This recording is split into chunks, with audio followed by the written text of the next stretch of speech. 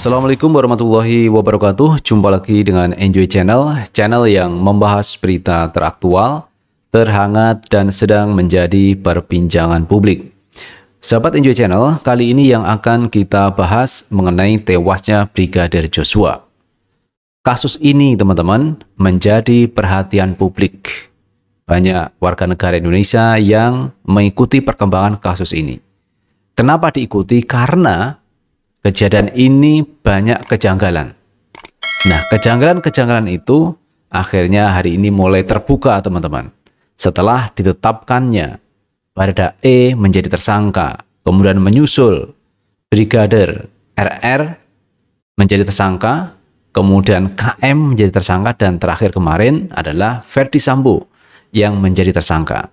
Dan ceritanya menarik, teman-teman. Ternyata di awal waktu rilis dari Kapolres Metro Jakarta Selatan, katanya ini kan tembak-menembak. Baradae melakukan tembakan ke Brigadir J itu dalam rangka untuk membela diri. Kemudian awal mula terjadi tembak-menembak itu karena Brigadir J masuk ke kamar istri Ferdy Sambo. Itu awal cerita, teman-teman, terkait kasus tewasnya Brigadir J. Namun dalam perkembangannya kemarin ketika Baradae menjadi tersangka, semuanya berbalik 180 derajat. Tidak ada baku tembak. Yang ada tembakan dari Baradae ke Brigadir Joshua. Nah, ini yang kemarin disampaikan oleh Pak Kapolri sendiri, teman-teman. Dan kemudian dalam perkembangannya ini menjadi semakin terbuka, teman-teman, terkait kasus ini. Setelah Ferdy Sambo, mantan Kadif Propam, ini menjadi tersangka. Dan hukumannya cukup berat, teman-teman. Karena ini disangkakan pasal terkait pembunuhan berencana. Dan ancamannya adalah hukuman mati, kemudian hukuman seumur hidup, atau hukuman 20 tahun penjara. Dan ini sesuatu yang cukup berat yang akan dilalui oleh Ferdy Sambo. Nah, kemudian teman-teman, yang tidak kalah menariknya adalah kasus terkait pelecehan seksual yang kemarin dilaporkan oleh istri Ferdy Sambo ke kepolisian, di mana istri Ferdy Sambo sampai hari ini tetap kekeh pada pendiriannya terkait ada pelecehan seksual yang dilakukan oleh Brigadir J kepada istri Ferdy Sambo. Padahal, teman-teman, skenario ini kan sudah terbongkar, di mana kemarin itu kan ada adu tembak menembak, ternyata terbantahkan. Nah, ini kenapa istri Ferdy Sambo masih kekeh pada pendiriannya bahwa ada pelecehan seksual yang dilakukan oleh Brigadir J. Dan kalau kita melihat, teman-teman, pengakuan dari Baradae tidak melihat adanya pelecehan itu. Dan ini diperkuat sebenarnya dengan pernyataan oleh Kabareskrim, teman-teman, bahwa kecil kemungkinan Brigadir J itu melecehkan istri Ferdy Sambo. Pun demikian, teman-teman, istri Ferdy Sambo tetap sekarang ini masih kekeh pendiriannya, tetap ada kasus pelecehan seksual. Namun ketika LPSK ini mendatangi ke istri Ferdy Sambo untuk dilakukan asesmen, ternyata ini tidak kooperatif. Padahal awalnya istri Ferdy Sambo itu mengajukan yaitu pelindungan korban kepada LPSK. Tetapi setelah di asesmen ini tidak kooperatif. Nah, ini kan ada kejanggalan lagi terkait laporan yang disampaikan oleh istri Ferdy Sambo. Nah, teman-teman, untuk lebih jelasnya coba kita baca beritanya. Pertama kita baca dulu, teman-teman, dari Kumparan. Kabareskrim menyatakan kecil kemungkinan Brigadir Joshua lakukan pelecehan ke istri Sambo.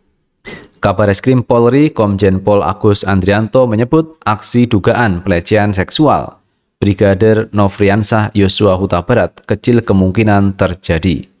Dalam rilis awal kepolisian terkait kasus tersebut disebutkan tewasnya Brigadir Joshua tewas akibat ditembak Baradae. Baradae mendengar teriakan putri yang diduga telah dilecehkan Joshua. Jadi cerita di awal memang seperti itu, tetapi ada satu pernyataan yang cukup menarik dari Komjen Pol Agus Andrianto selaku Kabareskrim menyatakan kecil kemungkinan adanya pelecehan seksual yang dilakukan Brigadir J kepada istri Ferdy Sambo. Namun demikian, kita lihat, teman-teman, pertahanan dari istri Ferdy Sambo tetap kokoh sampai hari ini. belum menyerah. Yang disampaikan bahwa ada pelecehan seksual yang dilakukan oleh Brigadir J kepada istri Ferdy Sambo. Tetapi saya yakin teman-teman dalam perkembangannya pihak penyidik tentu sudah tahu apa yang mesti dilakukan untuk mengorek keterangan terkait pelecehan seksual yang dilaporkan oleh istri Ferdy Sambo. Kemudian kita baca lagi teman-teman terkait LPSK. Kita baca teman-teman berita dari sindonews.com. Istri Irjen Ferdy Sambo tak kooperatif. LPSK mengatakan dia cuma bilang malu mbak, malu. Nah, ini apa yang malu teman-teman ini? Lembaga Perlindungan Saksi dan Korban LPSK menyampaikan kesulitannya melakukan asesmen terhadap istri Irjen Ferdy Sambo, Putri Chandrawati alias PC, guna menelaah pengajuan permohonan perlindungan. Pasalnya, dalam setiap asesmen LPSK akui tidak menemukan titik terang perihal kesulitan PC saat hendak mengajukan perlindungan tersebut. Wakil Ketua LPSK Edwin Partogi Pasaribu mengungkapkan kata-kata yang selalu disampaikan PC saat ditemui oleh tim psikolog dan psikiater rujukan lembaganya. Kata-kata yang berulang ini menurut Edwin hanya semakin mempersulit timnya untuk menggali keterangan dari PC. Memang yang terucap hanya itu, malu mbak, malu. Malunya kenapa? Kita tidak tahu, kata Edwin kepada wartawan saat ditemui di gedung LPSK Ciracas, Jakarta Timur, Rabu 10 Agustus 2022. Menurut keterangan tim psikiater dan psikolog LPSK, Edwin menjelaskan, tampak terlihat kondisi kejiwaan PC tidak stabil. Untuk itu, ia menegaskan, kebutuhan PC bukanlah perlindungan dari LPSK, melainkan butuh penanganan secara medis. Tapi berdasarkan pengamatan psikiater kami, memang Ibu PC ini butuh pemulihan mental. Jadi, maksud kami begini, terlepas Ibu PC ini adalah pemohon perlindungan ke LPSK, dan mungkin juga saksi dalam perkara pidana yang sedang diselidiki, tetapi Ibu PC ini secara pribadi butuh penanganan dokter psikiater, terang Edwin. Sedangkan menurut Ketua LPSK, Hasto Atmojo mengungkapkan, timnya tidak bisa melakukan asesmen karena PC sulit memberikan keterangan. Menurutnya, PC tidak kooperatif lantaran telah mengajukan perlindungan kepada lembaganya. Dia tidak kooperatif. Tim psikolog dan psikiater ini kan mengajukan beberapa permohonan wawancara berkaitan dengan kondisi psikologis maupun psikiatrisnya Bu PC ya, tapi tetap tidak dijawab, tegas Hasto saat dikonfirmasi wartawan. Menurut Hasto, timnya juga sudah mengajukan kemudahan apabila PC tidak mampu memberikan keterangan secara lisan. Ia mengatakan timnya sudah mengajukan opsi untuk memberikan keterangan dengan tulisan, namun hasilnya tetap tidak direspon oleh PC. Padahal sudah disampaikan bahwa apakah sebaiknya tertulis, misalnya pertanyaan tertulis jawabannya tertulis. Ternyata tidak direspon juga, tutur Hasto. Sebelumnya, menurut Edwin, berdasarkan laporan sementara tim asesmen psikologis LPSK, kondisi PC masih terguncang dan nampak terlihat dalam kondisi psikis yang tidak stabil. Edwin juga menjelaskan PC telah mengajukan rehabilitasi medis karena tahap traumanya sudah lebih dari butuhnya penanganan psikologis. Kalau psikiater kan itu dokter ya, karena ada permohonan bantuan rehabilitasi medis yang disampaikan oleh Ibu PC. Selain rehabilitasi psikologis, ujar Edwin saat ditemui wartawan di gedung LPSK Rabu 10 Agustus 2022.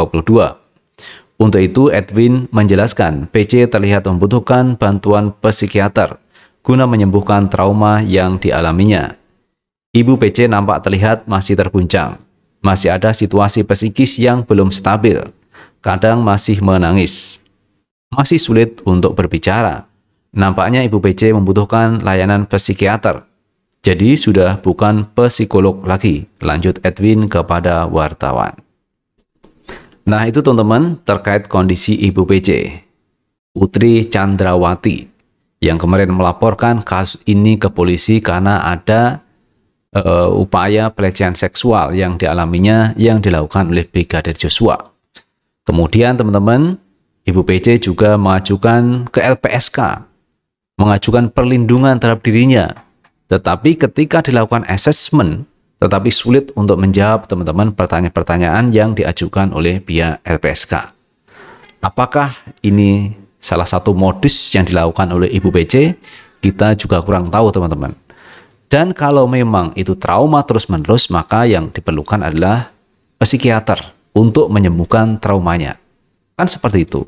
Nah, psikiater sebenarnya itu bisa disediakan oleh pihak penyidik teman-teman. Kalau benar Ibu PC ini mengalami mentalnya down atau trauma terkait kejadian tewasnya Brigadir Joshua. Karena publik juga menanti teman-teman keterangan dari Ibu PC apakah benar terjadi pelecehan seksual. Karena laporan awal ini ada pelecehan seksual yang dilakukan oleh Brigadir J. Dan sampai hari ini belum terpecahkan kasus ini. Sementara kasus di awal yang katanya tembak-menembak yang membunuh adalah Baradae itu sudah terpecahkan. Dan kalau kita lihat teman-teman keterangan dari Kapolri maupun dari Baradae dan juga pengacaranya mengatakan tidak ada tembak-menembak. Yang ada adalah tembakan dari Baradae yang disuruh diperintah oleh Verdi Sambo. Yang ada kan seperti itu. Itu sudah terpecahkan, tetapi yang satu ini belum.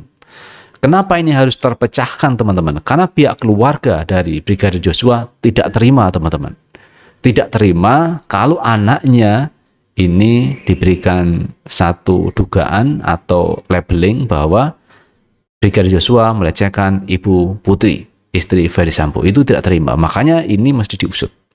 Jadi walaupun trauma tidak trauma, ini harus mesti dihadapi oleh Ibu Putri. Karena ini menyangkut harkat dan martabat keluarga, teman-teman. Siapa sih namanya keluarga yang mau anaknya dilabeli seperti itu? Melecehkan orang lain yang menyebabkan dirinya meninggal dunia. Karena kasus pelecehan seksual. Ini sesuatu yang tidak mengenakan. Apalagi Brigadir J ini sudah meninggal dunia. Terus dilabeli melecehkan seksual. Ini yang dituntut oleh pengacara dan keluarga dari Brigadir J. Bahkan meminta kepada Pak Jokowi untuk memulihkan nama baik Brigadir J dan juga keluarga terkait kasus ini teman-teman, diduga melakukan pelecehan seksual. Kemudian yang berikutnya kata pengacaranya minta supaya Brigadir J itu diangkat menjadi pahlawan kepolisian karena gugur dalam menjalankan tugas. Yang ketiga, permintaan dari pengacara adalah supaya pemerintah itu memberikan kompensasi material dan imaterial kepada pihak keluarga Brigadir Joshua. Jadi kalau kita melihat ini semua teman-teman, bahwa pihak keluarga jelas-jelas tidak terima kalau anaknya ini dituduh melakukan pelecehan seksual. Karena itu ini tetap akan dikejar teman-teman. Pengakuan dari Ibu Putri ini, apakah yang disampaikan itu benar? Kalau benar, mana buktinya? Karena pihak Kabar Eskrim juga sudah mengatakan kecil kemungkinan Brigadir J itu melakukan pelecehan seksual. Tetapi Ibu Putri tetap pada pendiriannya bahwa Brigadir J melakukan pelecehan seksual. Nah, ini teman-teman yang akan dikejar berikutnya. Jadi saya pikir lebih baik Ibu Putri terus terang saja, jujur saja apa yang sebenarnya terjadi terkait tewasnya Brigadir Joshua. Apakah diawali dengan masuknya Brigadir Joshua ke kamar Ibu Putri kemudian melecehkan? Nah, ini yang perlu penjelasan dan tentunya ini harus dibuktikan secara ilmiah, secara saintifik ini mesti harus bisa dibuktikan. Itu teman-teman yang bisa kita bahas kali ini dan terima kasih telah menonton video ini. Jangan lupa like, subscribe, share, dan komen di channel ini agar kita bisa membangun channel ini menjadi lebih baik lagi. Sukses selalu. Assalamualaikum warahmatullahi wabarakatuh.